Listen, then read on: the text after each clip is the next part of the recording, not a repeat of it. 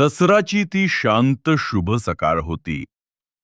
आकाशात अजूनही सोनेरी प्रकाशाची किनार उमटत होती आणि झाडांवर बसलेले पक्षी नवीन दिवसाचं स्वागत करत होते. लहान गावातला निलेश आपल्या आजीसोबत अंगणात बसला होता. घरासमोर तोरणं बांधली जात होती. शस्त्रपूजा झालेली होती आणि आजी मंद आवाजात म्हणाली, "बाळा, आज जर नीळकंठाचं दर्शन झालं तर समज हे वर्ष फारच शुभ जाईल." निलेशच्या डोळ्यात चमक आली. आजोबा म्हणाले होते, "नीळकंठ म्हणजे भगवान शिवांचं रूप ना ग?" आजी हसली.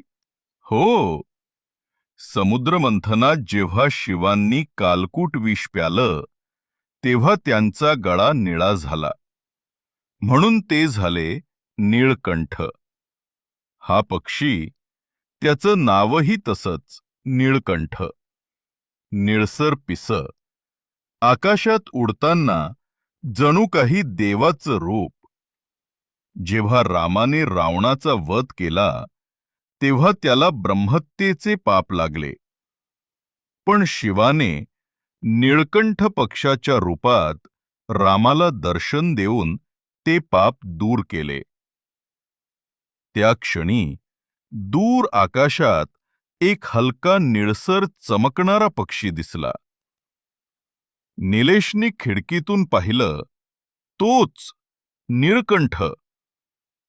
झाडावर येऊन थोडा वेळ बसला आणि परत आकाशात उडून गेला. निलेश आश्चर्यचकित झाला.